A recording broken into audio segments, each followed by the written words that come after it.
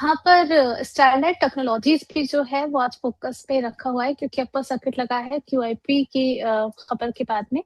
Sir, आपका भी Sterlite को लेकर के क्या रहेगा, क्या स्ट्रेटेजी आगे की बन रही है? देखिए, स्टरलाइट टेक्नोलॉजी की बात करते हैं। चार्ट्स पे अगर हम देखें, अभी 613 रुपये पे ये काउंटर ट्रेड हो रहा है। और देखिए, पहले ये काउंटर बहुत अच्छा था जब ये 200 250 रुपये तक चलता था। उसके बाद क्या हुआ, स्टॉक में सर्किट ही सर्किट देखने को मिल रहे हैं। सो हम्म। फ्रैंकली स्पीकिंग, सर्किट वाले स्टॉक्स में ना पैसा बनता नहीं है। जब तक अपर सर्किट हम्म। लगाता है हम बेच नहीं पाते। और ऐसा तो है नहीं कोई चीज ऊपर जा रही है तो ऊपर ही रहेगी। वो जब नीचे आती है तब वो लोअर सर्किट लगाती है, हम तब भी नहीं बेच पाते। तो पॉइंट क्या है कि सर्किट वाले स्टॉक को हमें हमेशा अवॉइड करना चाहिए, क्योंकि इसमें अपॉर्चुनिटी नहीं है ना। अपर सर्किट लोअर सर्किट, आपके जो भी प्रॉफिट और लॉस है आपके बुक्स में है। आप लॉस ही बुक कर पाएंगे लेकिन प्रॉफिट इसमें बुक नहीं कर पाएंगे। सो बेटर ये है, ऐसे स्टॉक को अवॉइड कीजिए। और अभी तो मेरे पास यही कहना है कि जितनी जल्दी हो एग्जिट कर लीजिए। जब कभी कुछ अच्छे वॉल्यूम के साथ एक्टिविटी बनेगी तब जाके देखेंगे। अभी तो एग्जिट करने की सलाह है। चलिए, अभी कोई अपॉर्चुनिटी नजर नहीं आ रही है। चलिए ठीक है। आगे हम देख लेते हैं। एलआईसी में कुछ मैनेजमेंट चेंजेस देखने को मिले। यहाँ के इनके जो सीएफओ उन्होंने रेजिग्नेशन दिया और उसके बाद इसका इम्पैक्ट भी हमें स्टॉक पर देखने को मिला है। आज ऑलमोस्ट 3% टूटा है और 423 के भाव पर कामकाज करता हुआ नजर आ रहा है। प्रीवियस क्लोजिंग रही है 436 की। क्या व्यू होना चाहिए सर इसको लेकर के? देखिए मैम, व्यू तो पॉजिटिव है। और हम्म। मेरा मेरा ये कहना है कि यहाँ पर पोजीशन है, बने रहिए। 405 का ऐसे लगा लीजिए। और कोई बाय करना चाहता है तो कोई कहीं कोई टेंशन नहीं है, स्टॉक को आप बाय कीजिए। ऐसे रहेगा 405 का। और टारगेट बनेंगे 450, पहला टारगेट वो निकालेगा तो उसके बाद 490 तक की रैली बननी चाहिए। चार्ट्स में कोई खराबी नहीं है। और कोई कॉर्पोरेट एक्शन की वजह से कोई मेजर करेक्शन या रैली आए वो मुझे हम्म। नहीं पता। लेकिन चार्ट्स बहुत अच्छे हैं। 405 के एसएल से बाय एंड होल्ड करने की सलाह है। चलिए, यहाँ पर अगला सवाल बारी एनर्जीज को लेकर के आया है। सर, जानना चाह रहे हैं कि क्या इस काउंटर में अपनी पोजीशन को होल्ड करके चल सकते हैं या फिर निकल जाना बेहतर है? होल्ड करने की सलाह है। बहुत अच्छी कंपनी है, फंडामेंटल बाय वाइज बहुत साउंड कंपनी है। और स्टॉक में जो भी करेक्शन है ये for the time being correction है। और ऐसे वाले स्टॉक में करेक्शन आती है तो जो लोग वैल्यू पिकर्स होते हैं, जो लोग वैल्यू बाइंग करते हैं, उनके लिए अपॉर्चुनिटी नज़र आती है। तो आप लोगों के लिए, जो लोग पोर्टफोलियो में सजाना चाहते हैं, रखना चाहते हैं, हम्म। बहुत अच्छा स्टॉक है। 3,000 के आसपास ट्रेड हो रहा है, बाय करने की सलाह है। सब कुछ ठीक रहता है, कोई मेजर करेक्शन मार्केट में सेक्टर में नहीं आती। तो 3400 रुपये तक के अपसाइड में नजर आते हैं। बाय एंड होल्ड करने की सलाह है। चलिए ठीक है। मनीष गुप्ता जी का अगला सवाल है महिंद्रा एंड महिंद्रा फाइनेंस को लेकर के। बाय किया था इन्होंने 278 की प्राइस पर। सर, जानना चाह रहे हैं आगे के टारगेट्स क्या रहेंगे और स्टॉप लॉस क्या मेंटेन करके चलना है। आज इसमें तेजी भी देखने को मिली। अभी भी 6.13% के अपसाइड के साथ 329 लेवल्स पे ट्रेड ट्रेड हो रहा है। क्या नजरिया रहेगा आपका? मैम, व्यू पॉजिटिव है। एनबीएफसी स्टॉक्स पॉजिटिव हैं, सारे ही एनबीएफसी स्टॉक्स में अच्छा मोमेंटम बना हुआ है। और एम फाइनेंस उसमें से एक है। और देखिए, मैं वही चीज बोलता हूँ, बैंक निफ्टी पॉजिटिव है, एनबीएफसी पॉजिटिव है, बैंकिंग स्टॉक तेजी दिखा रहे हैं, हम्म। डिफेंस में तेजी है, कैपिटल गुड्स स्टॉक में तेजी है, इंफ्रा में तेजी है। अरे भाई, फिर भी किस बात की टेंशन है?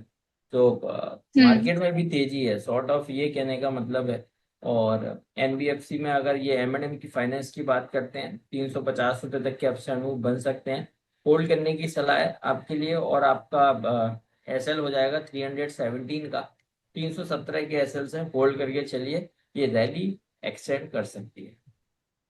चलिए ठीक है। अगला सवाल। अब लास्ट डिस्कशन जब हुआ था आपके साथ में, आपने दो चार नाम मुझे गिनाए थे। आपने कहा था कि इस पे बात करने में समझ नहीं आता कि ये मूव क्यों नहीं कर रहे हैं, तो बात करने की कोई इच्छा होती नहीं। अब लेकिन सवाल आया है तो इच्छा तो पूरी करनी पड़ेगी।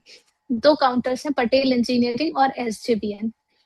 कह रही है कि लॉस में चल रही हूँ तो क्या किया जाए। पटेल इंजीनियरिंग की बात करें तो लगातार इसके प्रमोटर्स जो है अपनी होल्डिंग्स घटा रहे हैं। पिछले 3 साल में जो 7.94% का जो है वो यहाँ से डिक्लाइन देखने को मिला है होल्डिंग्स में।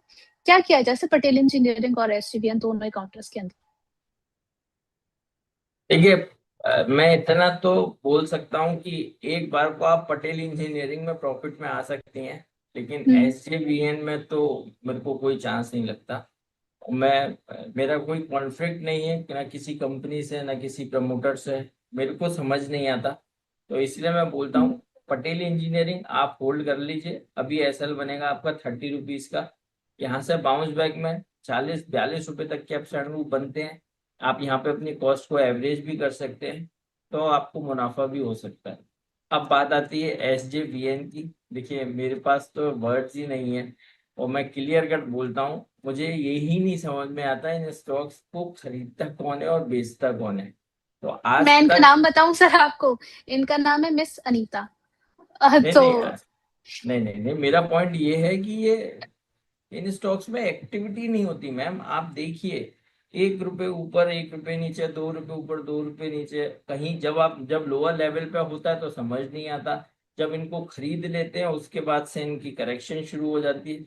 मुझे तो मतलब कुछ ऐसा ही समझ में ही नहीं आता कि इसमें प्रॉफिट बनाता कौन है। मैंने आज तक कोई नहीं देखा कि मैंने एसजीवीएन 40 रुपए पे लिया या मैंने 80 रुपए में बेच दिया, 72 रुपए में बेच दिया, आज तक नहीं मिला मुझे कोई भी।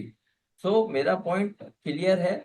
मैं इस स्टॉक पर तो यही मेरा सिंपल सा कहना है, आप जो भी लेवल देखे एग्जिट कर लीजिए। पैसा बनता नहीं है मान के चलिए, और बेटर रहेगा पटेल इंजीनियरिंग या और भी बहुत अच्छे विकल्प हैं, ऑप्शंस हैं, वहां पर पैसा डालेंगे तो पैसा बनेगा।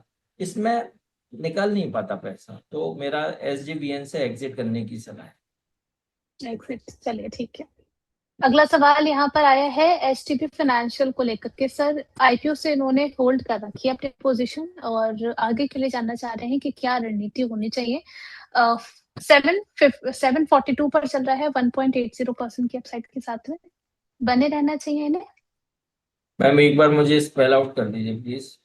HDB financial services. HDFC bank financial services. Yes ma'am, बहुत अच्छा चार्ट है, होल्ड करना चाहिए। और यहाँ से अभी रैली और कंटिन्यू करेगा और 800 रुपये तक के अपसाइड मूव नजर आते हैं, होल्ड करने की सलाह है। एसएल रहेगा 710 का। ठीक है, यहाँ पर अगला सवाल चंबल फर्टिलाइजर को लेकर के आया है। सर ये काउंटर कैसा लग रहा है? अब उन्होंने पूरा कमेंट सेक्शन भर दिया चंबल चंबल चंबल ऐसे करके। क्या चंबल में बने रह सकते हैं सर? मैम चंबल में आपको अभी बने रहना है। और मैं बोलूँगा मॉनसून सीजन शुरू हुआ है हमारे दिल्ली में, तो एनसीआर में तो थोड़ी थोड़ी बौछारें होना शुरू हुई हैं। और हम्म। उस टाइम पर फर्टिलाइजर स्टॉक्स की डिमांड बढ़ जाती है। तो अभी ये टाइम है फर्टिलाइजर स्टॉक्स के लिए, तो चंबल फर्टिलाइजर को आप होल्ड करके चलिए। और एसएल रहेगा 455 का, 455 का। 510 तक के अपसाइड में बनते हैं।